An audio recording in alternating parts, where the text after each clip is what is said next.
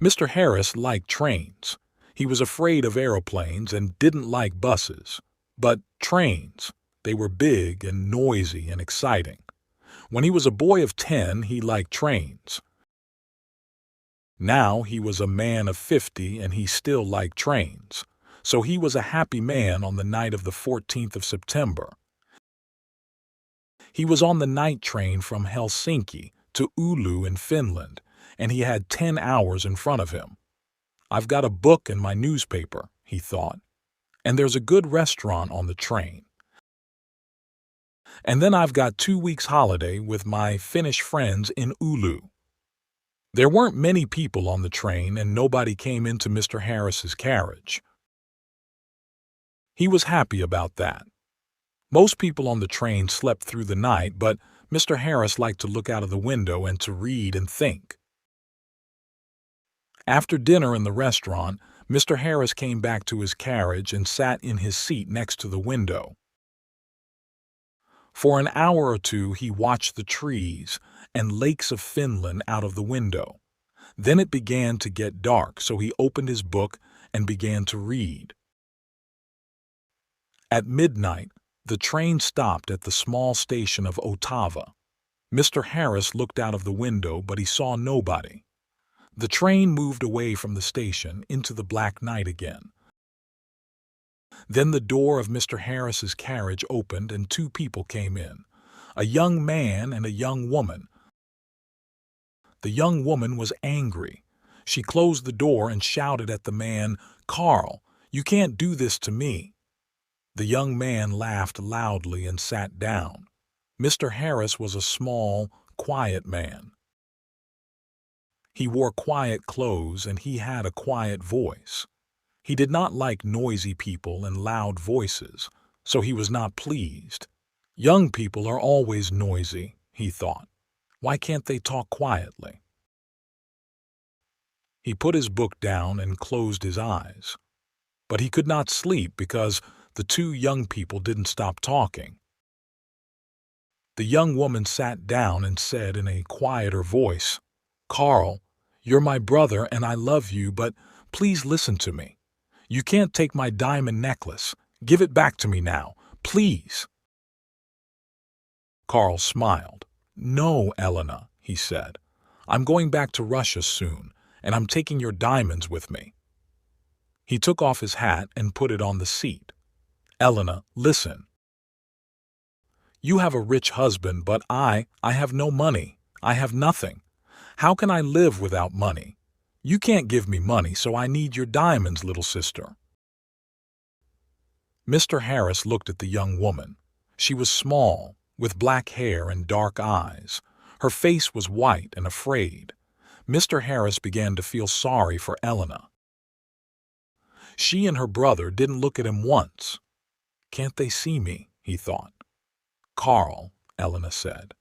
Her voice was very quiet now, and Mr. Harris listened carefully. "You came to dinner at our house tonight, and you went to my room and took my diamond necklace. How could you do that to me? My husband gave the diamonds to me. They were his mother's diamonds before that. He's going to be very, very angry, and I'm afraid of him." Her brother laughed. He put his hand in his pocket, then took it out again and opened it slowly. The diamond necklace in his hand was very beautiful.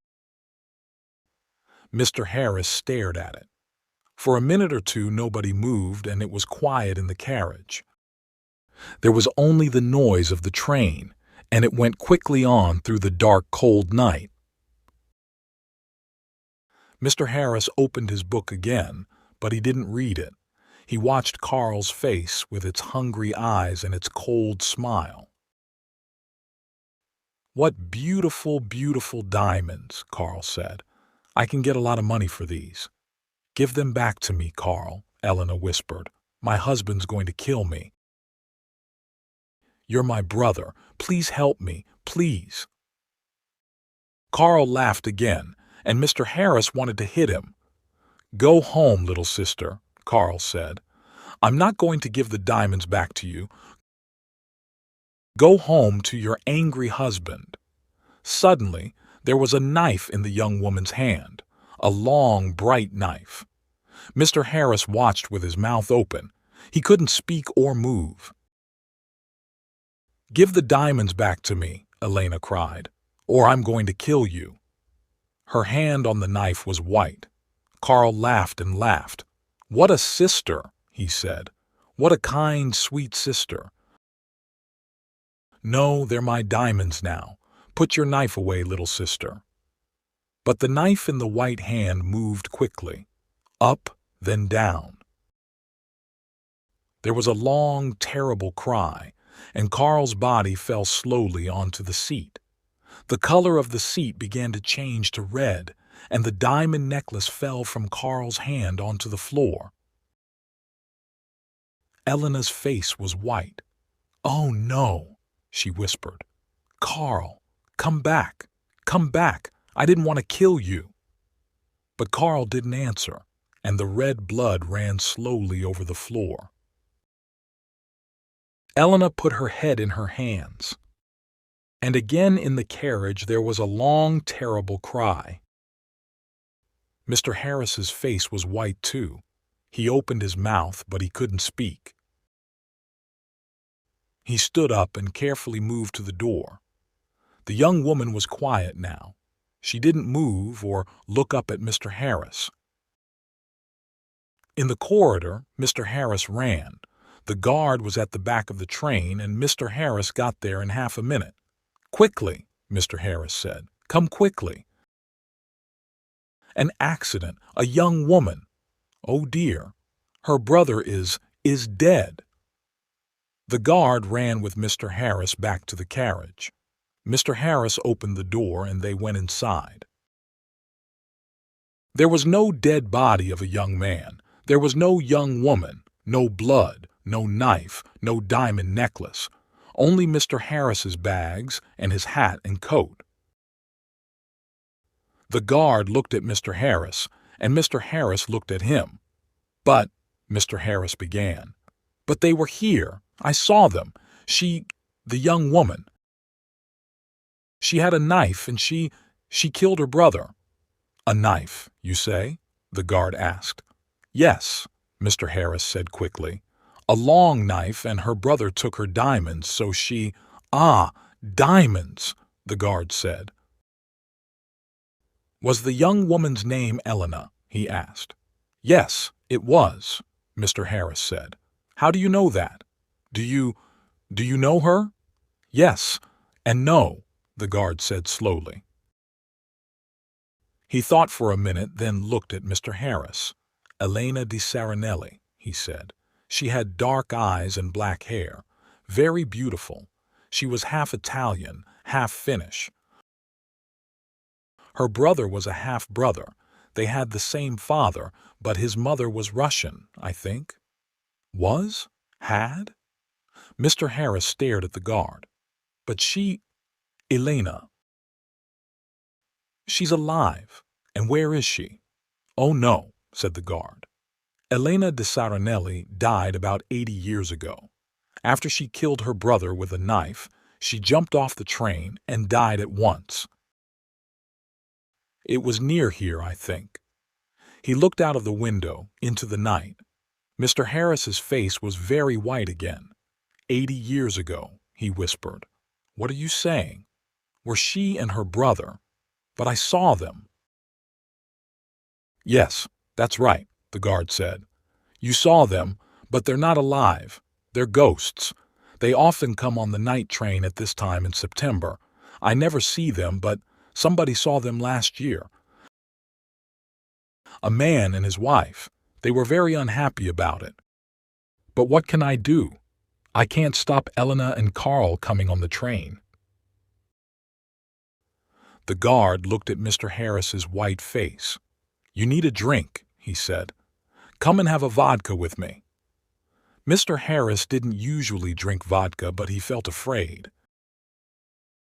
When he closed his eyes, he could see again Elena's long knife and could hear her terrible cry. So he went with the guard to the back of the train. After the vodka, Mr. Harris felt better. He didn't want to sleep, and the guard was happy to talk, so Mr. Harris stayed with the guard and didn't go back to his carriage. "Yes," the guard said. "It's a famous story. I don't remember it all. It happened a long time ago, of course. Elena's father was a famous man here in Finland. He was very rich once, but he had 3 or 4 wives and about 8 children, and he liked the good things of life, so there wasn't much money for the children. Carl, the oldest son, was a bad man, people say. He wanted an easy life and money in his hand all the time. The train hurried on to Oulu through the black night, and the guard drank some more vodka. "Now, Elena," he said. She didn't have an easy life with those 3 difficult men, her father, her brother, her husband. One year she visited her mother's family in Italy, and there she met her husband, de Saronelli. He was rich, but he wasn't a kind man. They came back to Finland, and Carl often visited their house. He wanted money from his sister's rich husband. Elena loved her brother and gave him some money. But de Saronelli didn't like Carl and was angry with Elena. He stopped giving her money, and after that, well, you know the story now. "Yes," Mr. Harris said. "Poor, unhappy Elena." Mr. Harris stayed with his friends in Oulu for 2 weeks. They were quiet weeks, and Mr. Harris had a good holiday, but he took the bus back to Helsinki. The bus was slow, and there were a lot of people on it, but Mr. Harris was very happy. He didn't want to take the night train across Finland again.